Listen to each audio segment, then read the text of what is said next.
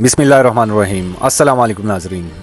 जनावाला में गिरजाघरों को और मसीही बरादरी के घरों को क्यों आग लगाई गई, कितने फर्नीचर जलाए गए और मसीही बरादरी ने फसलों में मौजूद जहरीले सांपों की मौजूदगी में किस तरह रात गुजारी, पुलिस और इंतज़ामिया क्यों खामोश तमाशाई बनी, ये तमाम तफसीलात जानने के लिए वीडियो को आखिर तक लाजमी देखिए। 16 अगस्त 2023 मंगल और बुध की दरमियानी शब जनावाला से ताल्लुक़ रखने वाले एक नौजवान ने तौहीन आमेज़ पम्फलेट लिखे और कुरान पाक की मुबैना तौर पर बेहुरमती की। सुबह फजर के वक्त लोगों को इत्तला मिलना शुरू हुई। इस दौरान कुरान पाक की मुबैना गुस्ताखी करने वालों के ख़िलाफ़ मुकदमा दर्ज भी करवा दिया गया, लेकिन मुल्ज़मान फ़रार हो गए। मुल्ज़िमान की अदम गिरफ्तारी पर लोगों में इश्तियाल फैलने लगा। लोगों ने सीधा क्रिश्चियन कॉलोनी का रुख किया।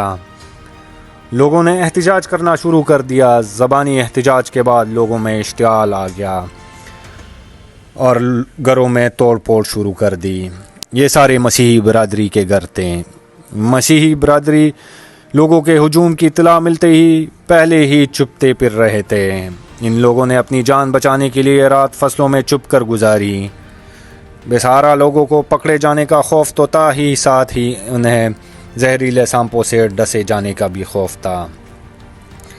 ये अपने घरों को ताले लगाकर फसलों में चले गए थे, लेकिन मुश्तइल हुजूम ने ताले तोड़कर घरों में तोड़ फोड़ की। घरों के साथ साथ गिरजाघरों में भी तोड़ फोड़ की गई।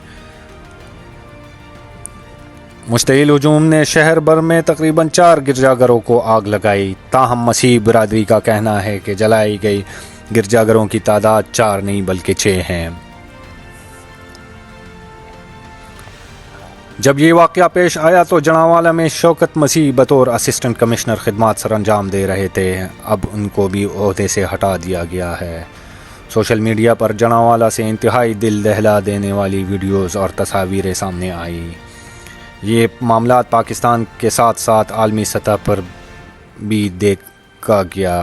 पूरी दुनिया के लोगों ने इन मामलात की मजम्मत की।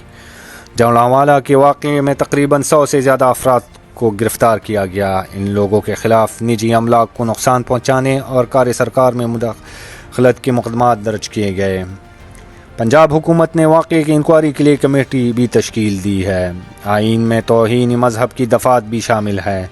जब मुक़दमा दर्ज हो चुका था तो अक़लियती बिरादरी के घरों और इबादत गाहों पर हमले की क्या ज़रूरत थी। पुलिस को इतना मौका ज़रूर देना चाहिए था कि वो कोई कार्रवाई करती। इस वाक़े के बाद ये पता ज़रूर चलता है कि हमें बतौर कौम बनने में टाइम लगेगा। इस बात की ना तो हमें इंसानियत इजाज़त देती है और ना ही हमारा दीन इस्लाम इजाज़त देता है। इसी के साथ इजाज़त दीजिए। खुदा हाफ़िज़।